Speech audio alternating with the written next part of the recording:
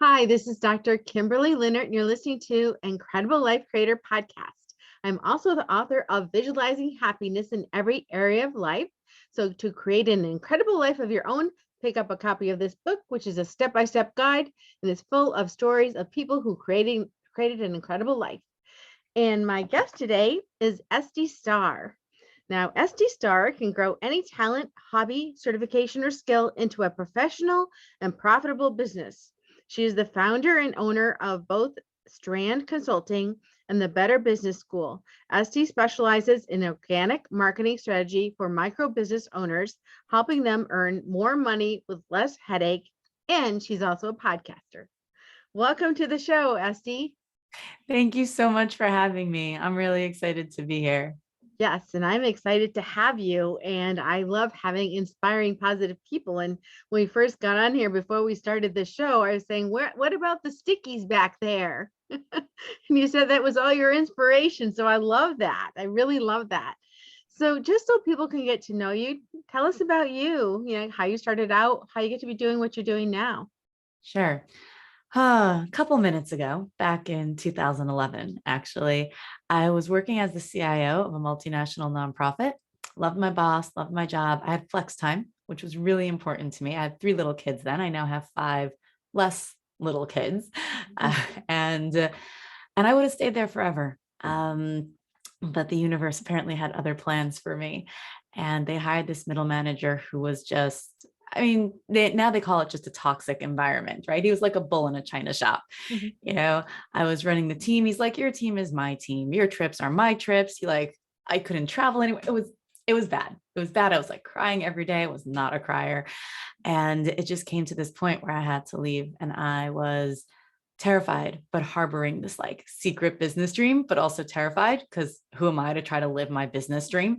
Right. I got a family. I was the sole supporter of our growing family, and still as a single mom now, the sole supporter of my family. But I left because I just couldn't do it. To me, if you're working to have a life, but if you have no life, then what's it for? Mhm. And I had a dream to run a business consulting firm. I was in my late 20s. I know what I was doing. And I did. Took about 7 years till it was like, till I reached the pinnacle of what I had dreamt, right? Full service consultancy, multinational. We had clients in 10 time zones, 6 continents, staff all over the world. And living my dream. My dream was to help small business owners live theirs. That's what I wanted to do. And that was before everyone and their brothers, sisters, dog walkers, niece was a business consultant. And so it was unusual when I started doing it. And yeah, we grew to 6 figures profit in under 2 years with no paid ads. It's one of my specialties. Now I get to live my dream. Opened a business school a few years ago. So in addition to consulting, we also guide the business owners and the marketers who serve them. So fun things. Wonderful. Awesome. So tell me about your family now. You have how many kids? I have 5 kids. You have 5 kids. Yeah. And what are their ages? The oldest just turned 16 and the youngest is about to turn 5. Wow. So you're still a busy mom. Oh, yeah. Yeah. I was actually at a kindergarten graduation this morning. Mhm. That was, so I first went, we just opened a new office here in LA. So I first went to the office because the furniture was just delivered 2 weeks late and some of it was wrong. Went there, tried to order furniture, then had a call regarding the new top secret thing I can't talk about yet. Then went to a kindergarten graduation and like that is my life. Yeah. Yes, yes. And so many people do not understand when they see these, single moms, just handling everything and they think, how do they do it? How do they do it? And I remember I was a single parent. And I remember telling people, well, they said, well, how'd you do it? I said, I didn't have a choice. I just did it. Right. We just do it. Yeah. We just do it because it needs to be done. I'm not going to go to the kindergarten graduation. I'm also not going to deal with my client's emergency, and I'm not going to prepare my presentation that I'm giving in half an hour to a few hundred people. I'm not going to not do any of it. Exactly. So I know you have your stickies with your inspiration. Are there other things you do that just kind of center you and get you ready to actually have a day like that, day after day? Totally. I start my day at least 2 hours before everybody else. I start with journaling, meditation, exercise.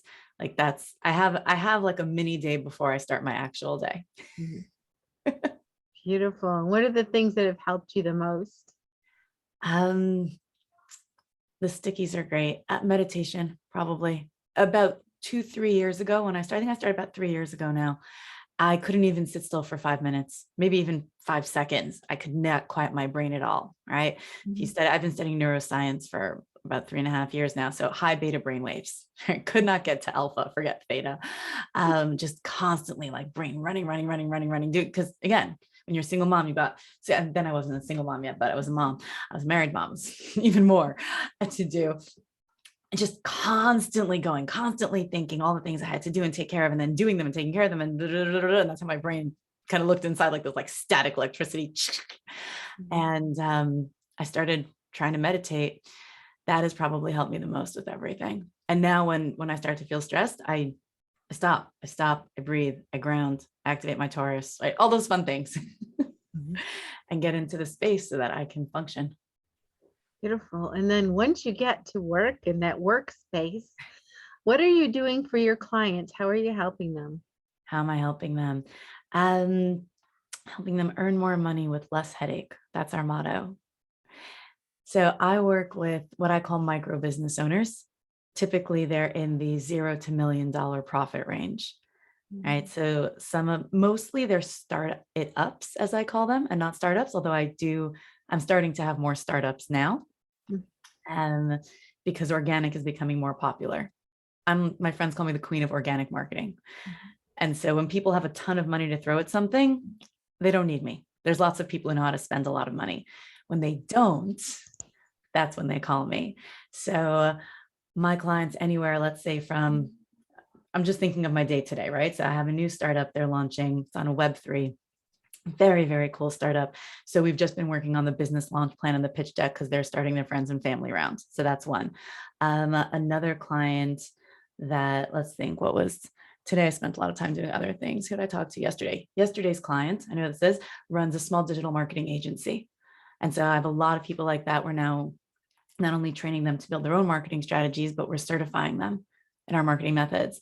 So she runs digital marketing agency. There's another person who I have in there. It's a copywriter. There's another guy who has run his own successful company. He's currently employed in marketing, and he's now wanting to go out on his own to become a marketing strategist. So he's in that training. So I have a bunch of those kind of people. I call it marketing for marketers, because I teach marketers marketing strategy so they can build their own businesses and their clients. So that's a big chunk.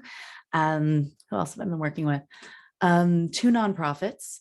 One that's a really cool after school club going national. Another one has an online video service in the religious community. These are my people, just like all different, right? The lawyers, the accountants, the bookkeepers, the graphic designers, the massage therapists, and the chiropractors. If you have a business dream, you're my person. And I don't care what stage you're at. My mission and my goal and my everything that I do that I've lived for over the last decade is to make sure you have access to these tools and this information in a way that you can afford. So that's what I do all day. Wow. And so do most people know what it is that they want to do or the business they want to do before they get to you? Or do some of them get to you and realize that that's not the business they want, or they want to do something different? I would say most of the time people come to me knowing what they want to do or thinking they know what they want to do. And then through our work together, I would say majority of the time they are building upon what they thought, but there's a solid probably 15-20% that we reworked their business model because it wasn't workable the way they were doing it. That's why it wasn't working. Mhm. And they're stuck in this loop of like, but I don't know how to get it to work because it won't work like that. For me, when I say I can turn anything into a business, it's not that I can turn it into a business exactly the way you want to do it. Like, I want to sell glasses for $1. Okay, did you have a plan on how? No. Great, let's talk about what that looks like. Maybe it's a nonprofit where we recycle glasses. Maybe it's like, and that just can't, I just made that up right now. Yeah, there's always a way to do it, but it might not be the way you thought. We are working on hopefully either winter or spring 2023, launching a program called I'm not going to tell you yet, secret program, but that is built. I like to keep my secrets. That's built for people who don't know yet. And it comes with a whole training on how to figure out what your best business idea might be. Mhm. Got it. Got it. And I wasn't gonna do this, but all of a sudden I'm putting a plug. This Yeah, book, Visualizing Happiness in Every Area of Life, love is a that. step-by-step guide that helps you find out who you are, what you want, what you like, and put it into a plan. So I you love have to know who that. you are to find out what business you want to do. We have to add, do you have a training? We'll add your training to our new program. Yeah, Good yeah, idea. we can do that. Okay, I would love that. Now, I love partnering with everyone who's smart and knows things. We Mhm. all add a piece to the puzzle for people. Yeah, that sounds great. And I love putting things together too. So, but I had a question about organic marketing. What do you mean organic marketing and what does that look like? Sure. So the way I differentiate between organic marketing and, let's say, paid marketing, right? To me, that's the two, is that organic marketing, you are not paying an aggregate advertiser for access to the people.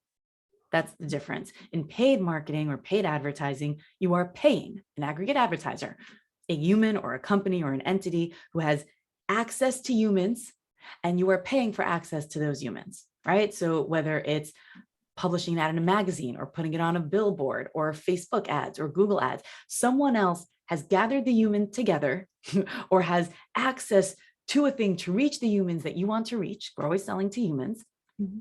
And you are paying them for that access, as opposed to organic, where you don't have to pay anyone. You can just get in front of humans. Interesting. And I think you use LinkedIn quite a bit. Is that the I main do. one that you use? It was for a really long time. I'm on my second, almost finishing my second year of social media sabbatical. So I don't know, double sabbatical from socials. Started at the beginning of COVID, which just happened to coincide with my divorce. And I haven't gone back yet. I might eventually, I will eventually. Mhm. But before that, LinkedIn, yeah, I still teach it. I still love it. I'm still in touch with all my colleagues who are big on it to keep updated on the latest trends, because we still train people in it. But there's so many ways. There are so many ways to build a business. You don't have to do any specific platform. You don't even have to do social media. It's almost a matter of pride for me now. It's like my business, I'm like showing people, because I keep finding new ways to grow my business without social. And I keep teaching my clients that. So it's almost like a game now to stay off social and keep growing. But what's another way that we could do that then? I mean, I know before COVID there was a lot of meetups, but now it's like, There were well, less. sometimes there's meetups, but Yeah. what other things do you do? So I'll break it down. I'll give you one of my frameworks. This is one of the things we teach in our training programs in school. So I call it using your swan strength to reach your bees. SWAN is spelled SWON.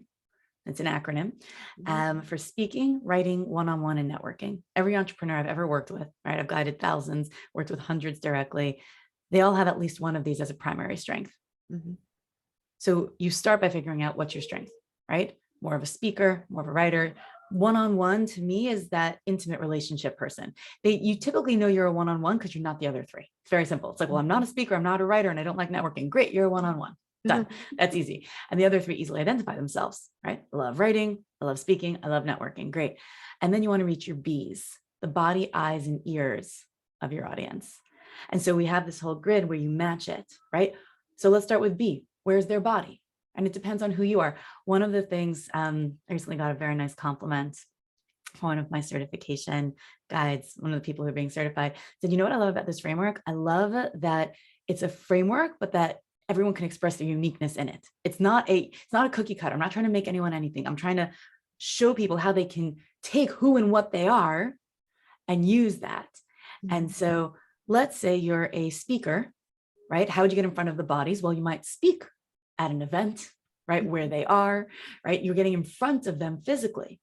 Let's say you're a writer. How would writing get in front of their bodies? Not much. Like, where are they? Maybe writing posters that go on the wall where they're reading something.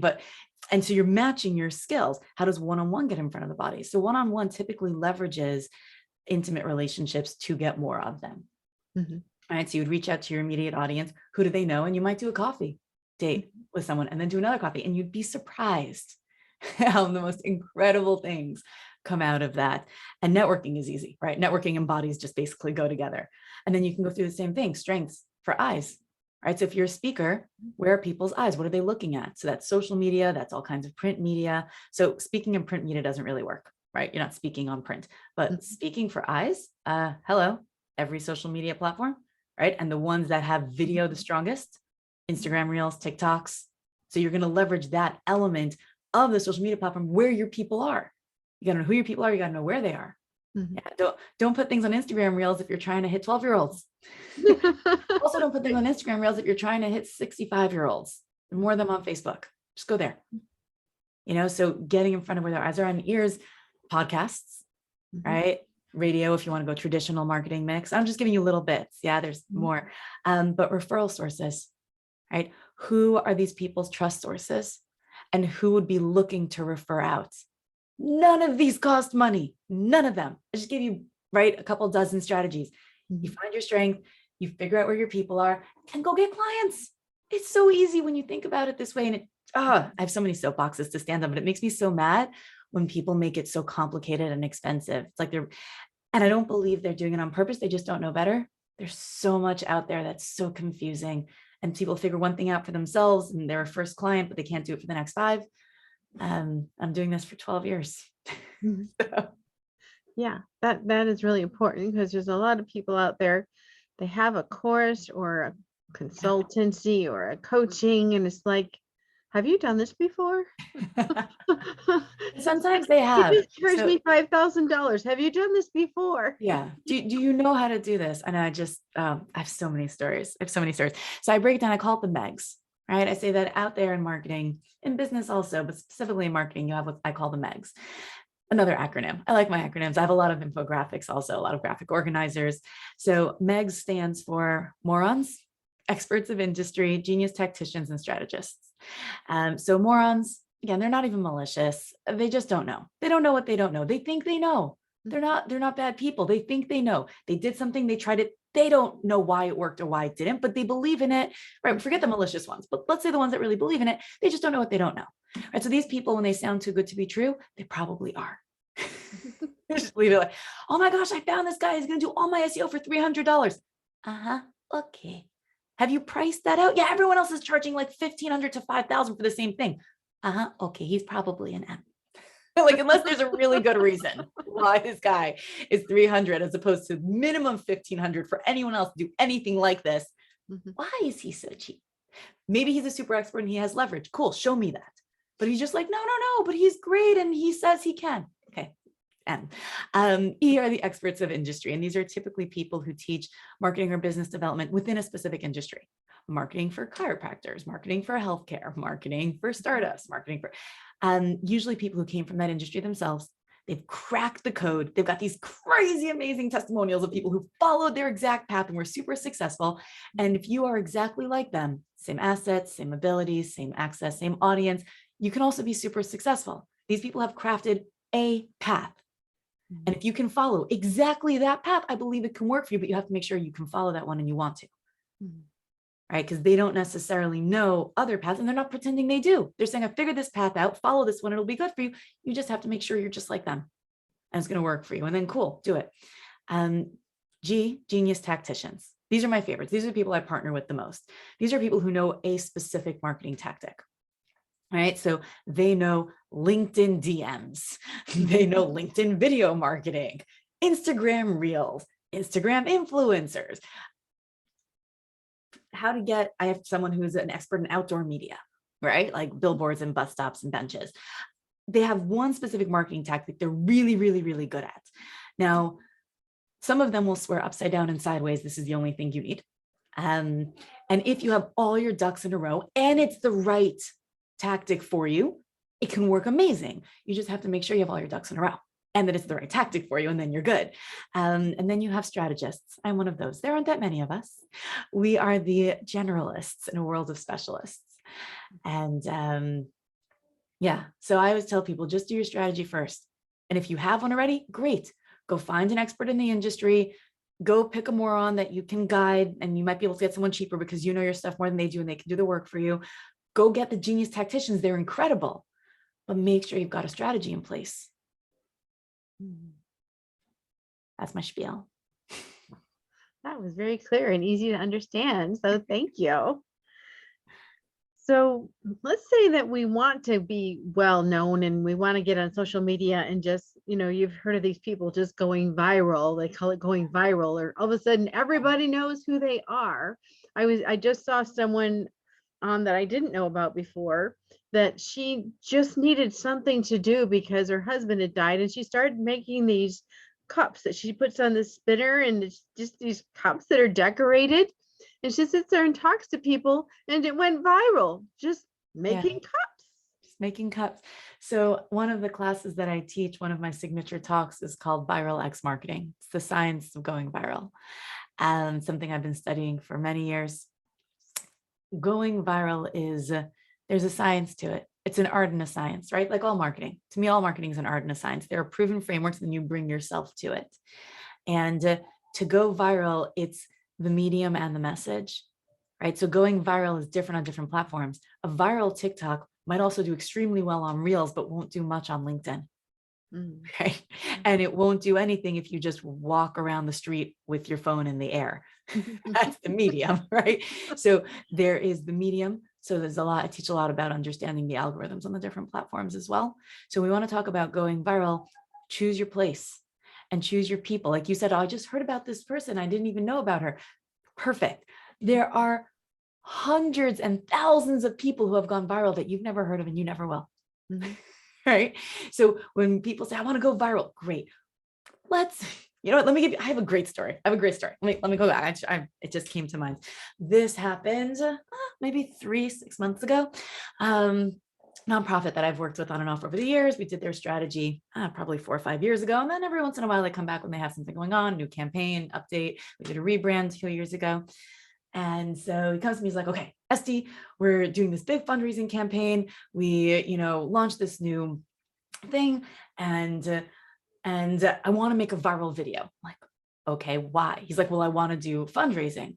It's like, okay, are you trying to fundraise like crowdfunding, like a couple dollars from different people? He's like, no, I want like, 5 and 6 figure donations. I'm like, so why are we going viral? He's like, I don't know, because then people are going to donate. Okay, let's break this down. You want 5 and 6 figure donations, and you think a viral video is going to get you that? How? Oh, right. Sometimes we don't even think about what do we want. Mhm. So we did a video. It was not a viral video. It was a funding video because we didn't need to go. So sometimes I can show you how to go viral. Sometimes you don't want to. It doesn't help you. And we got together a parlor meeting of some top people who are interested, and poof, he's good. But if you want to talk about going viral, where do you want to go viral? Who are your people? What's the point? Why are you going viral? Now, TikTok. So let's lean in. TikTok is the viral space right now. I've spent the last year and a half studying TikTok. All work. Sometimes till 2 a.m. I work very, very hard on my TikTok studies. Well, those TikToks are very addictive. I remember Yes, when I first started watching them, they said, this is not for people your age. And I'm like, but I like them. no, they're great. And TikTok it's has the very addictive. smartest algorithm. TikTok has the smartest algorithm of every platform I've ever watched.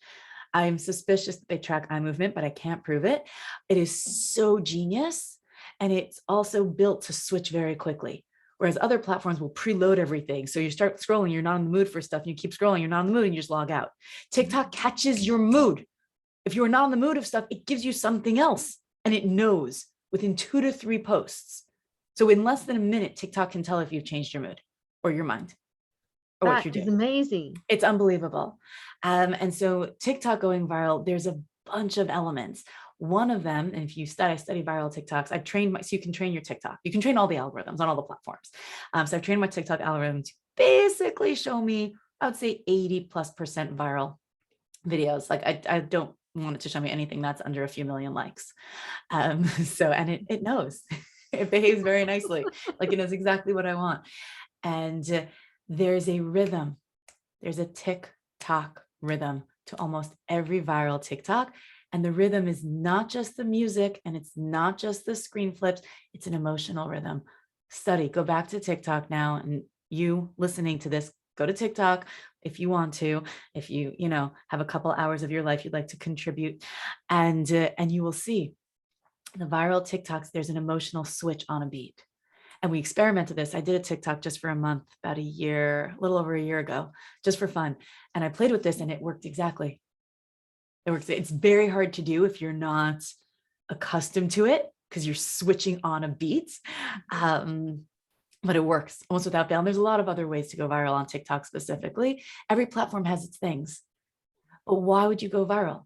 Maybe you just want to be known within your industry. That's a different thing. You don't have to. I have a friend who likes to say, he's like, I don't want to go viral. I want to be seen 1,000 times by 1,000 people this year. I don't want to go viral. I want to go deep. I want to be seen 1,000 times by 1,000 people. That's a different strategy. It works. You really need to be seen just by the people who are your customers or clients. Correct. And you can go viral, right? Again, you look at, TikTok is the viral platform today, right? First it was Facebook, then it was Instagram, then it was LinkedIn, now it's TikTok. YouTube never really had viral anything. Those four in that order have been the harbingers of virality.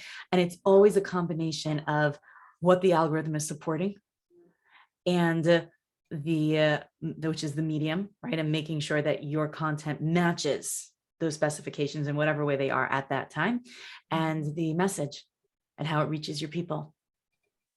Right? So it's not just the structure of the content and the visuals and the emotional switch and all of that. It's what's actually in there.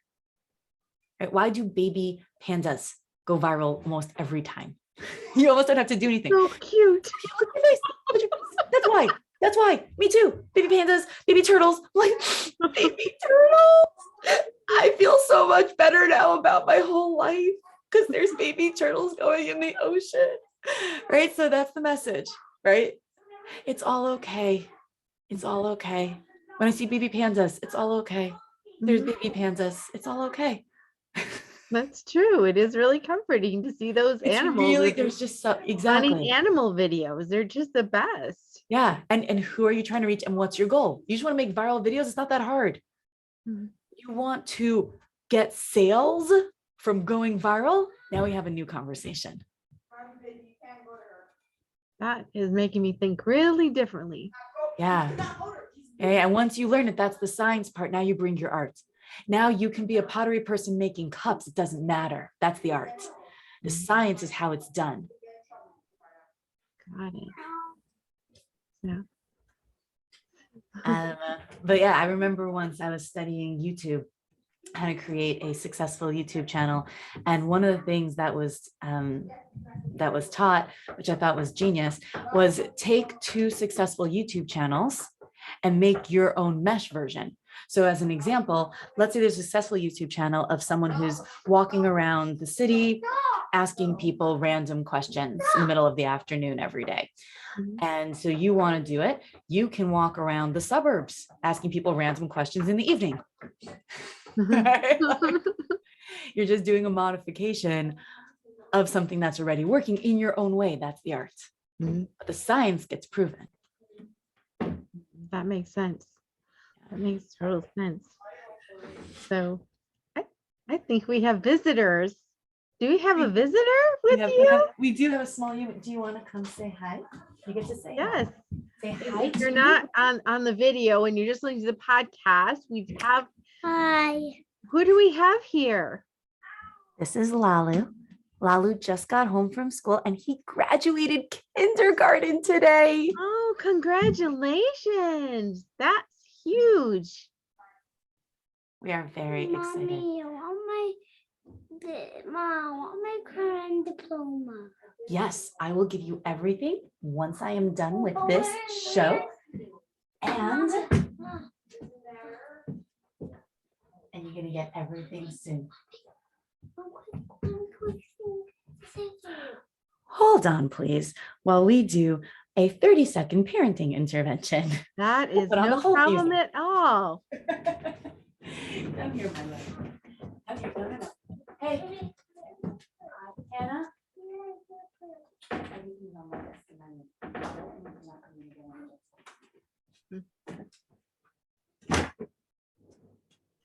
All right, and we're back. This is why we love our home office, for all of the benefits and all of the challenges that come with it. Yes, that is. I've had all sorts of things happen on my podcast, and we just leave it right in because it's a family show. And we all know that we have to take care of our kids. So we're all good.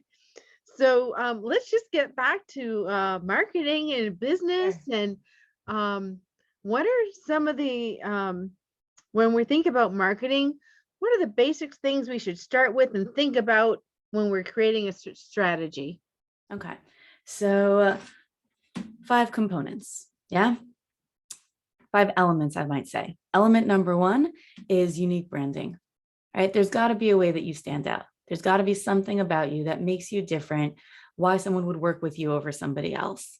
And I always find that you take that uniqueness from a blend of your experience, your passion, your drive, and where you see yourself among what's out there, right? It's this blend that makes you unique.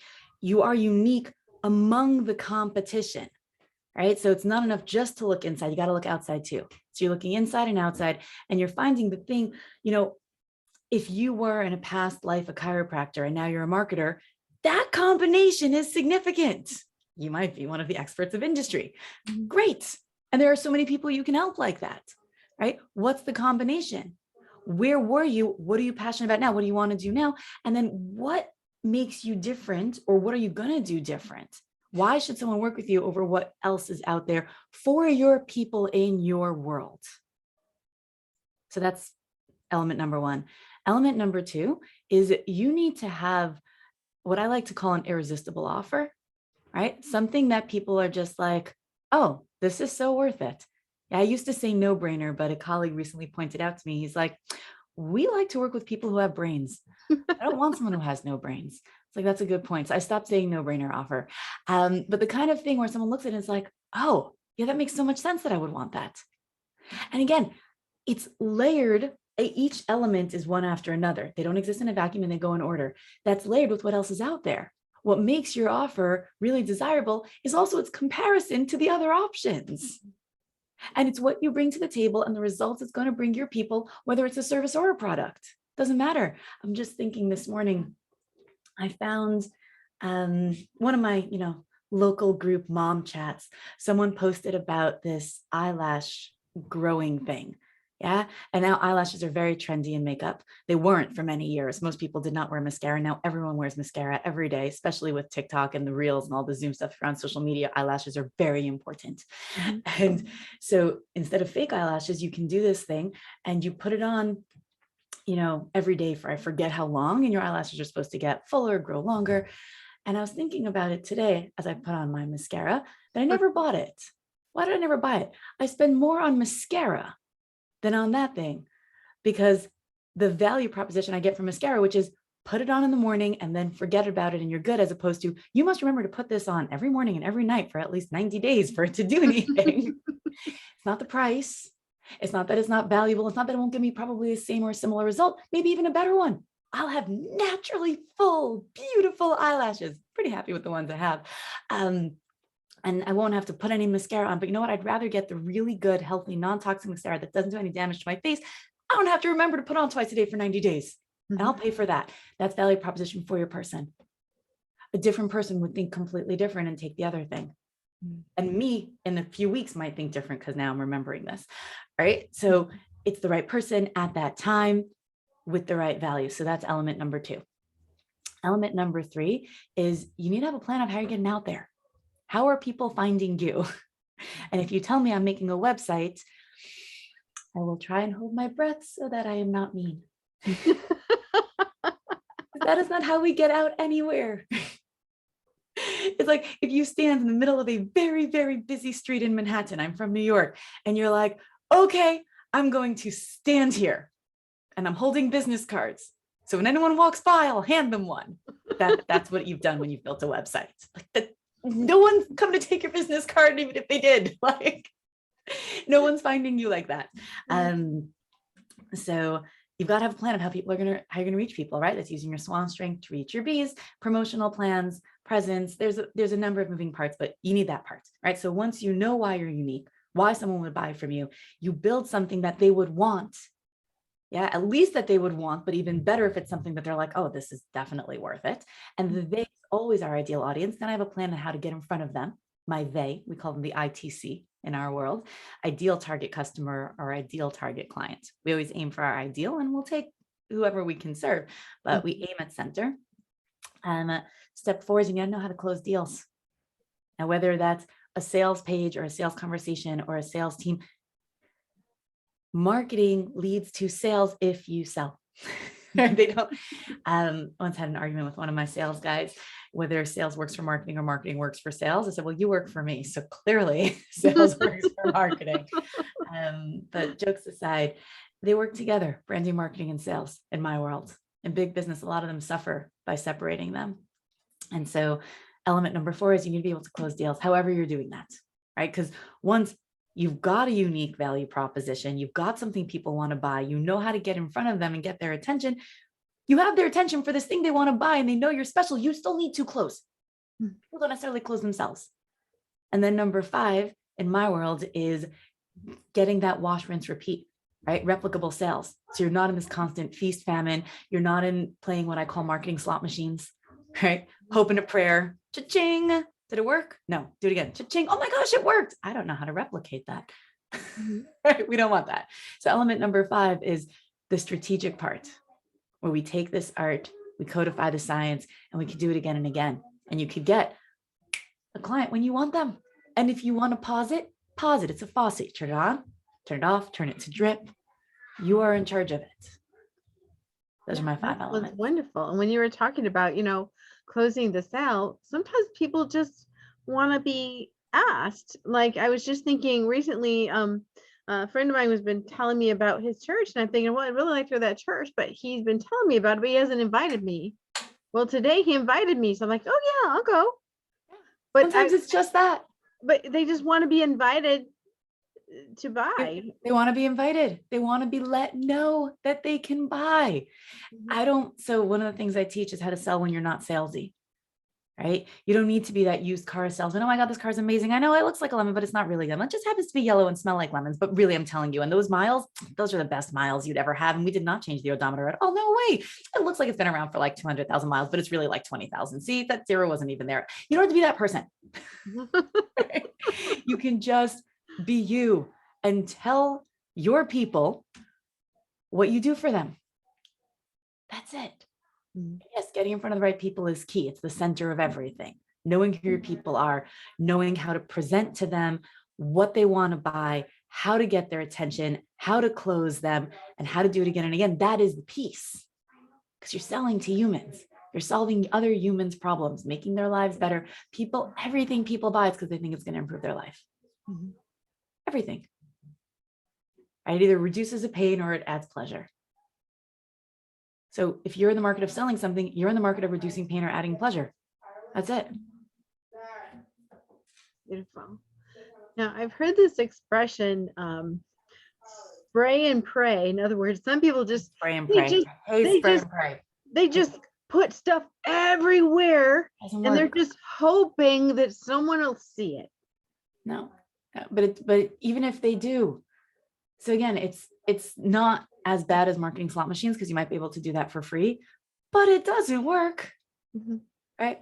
Spray and pray is like, I'm just going to throw it everywhere. I teach it as a net, right? Imagine you're fishing, right? You got a fisherman, he's got a little net thrown in the water, pulling out some little fish, throwing water, and he's like, oh man, this is taking forever. I want it to go faster. So he stretches his net.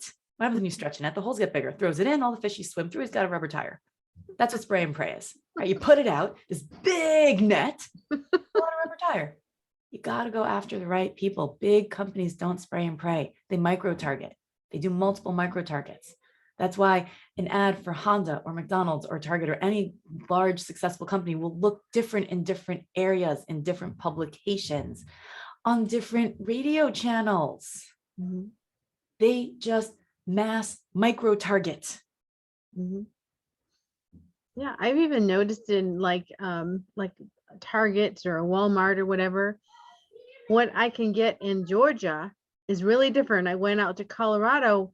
They have different clothes, different styles. Different offers. That's right. The product, the irresistible offer is different for different people in different places. Exactly. Yes. And as a small business owner, you don't always see that because you're just in your bubble. You don't always see that they're selling different things in different places. You think they're selling the same thing everywhere and you can do the same. You can't, they don't. Nobody does. Nope, they don't. So just so people can actually find you and work with you, why don't you tell us about your website or anything you want to tell us? And you did have a 3-day marketing success challenge, and tell us all about that. Yeah. So if you go to estiestarr.com/free gift, ESTIESTARR.com/free gift, which I feel like you know how to spell. Right now, there's a 3-day marketing success challenge sitting there. It's going to get a paywall soon. We'll put something else there, but at the time of this recording, that's what's there. But there's always something fun and free there, and usually marketing related. So estiestarr.com/free gift. And there is a very cool 3-day marketing success challenge that is currently free instead of $300. So you can and then check you it want out. to talk a little bit about your podcast, the name of it, and Oh, what you talk yes. about? Business Breakthrough. And so right now, if you look for it, just at the time of this recording, it's still on my old married name. I changed my name after my divorce. So I have a really fun web presence. I own like the first 30 pages of Google on my old name, Estie Rand. So same Estie, ESTIE, but Rand instead of Star. And so the old podcast is Business Breakthrough with Estie Rand. We're in the process of changing it over, but it's a little complicated because of the SEO. And it will be Business Breakthrough with Estie Starr sometime in the next 3 months. And I just get to hang out with really cool business owners, talk about their journey to success and their current business challenges, which is really fun, and their advice, which is great. Awesome. Thank you. So now a personal question. Sure. What gives you the most happiness and fulfillment in your life at this point? I have to pick one thing. No. Okay, good, because I got a list. Dancing, my work, and my kids. That's my 3. I wouldn't want to live without any one of them. That's awesome. Well, thank you so much for being on the podcast today and for sharing all your tips, tricks, wisdom. It's been great. Thank you so much for having me. It's been really fun for me too. So yeah, I have one last question before we finish. What is your best advice on living an incredible, amazing life? Be willing to live it, right? So many of us, and I include myself in this equation, we have things that we want, and we're so busy thinking it's impossible, we don't even try. I was working on something today, and this guy was speaking to someone in the industry, and he's like, well, that's impossible. I was like, I don't believe anything's impossible. So we're going to do it. He's like, well, I like impossible challenges. I'm like, great. And I believe everything impossible is possible. So we're a good team. You like to figure out the impossible, and I believe it's already possible. And so don't listen to the naysayers that tell you you can't have your best life. That is my best advice to you, because they're wrong. They just don't know how to do it. You can. Just start living it. Start looking for how to live it in the smallest ways, and then expand upon those. And you really can have everything you dream. Maybe not yesterday, and maybe not tomorrow. Maybe it'll take a few months, maybe a few years. That's okay. Some things take time, but you can get there, and it can get better already tomorrow because you're on the way. Beautiful. Well, thank you so much, Estie. You are welcome. Thank you. We'll talk to you again soon.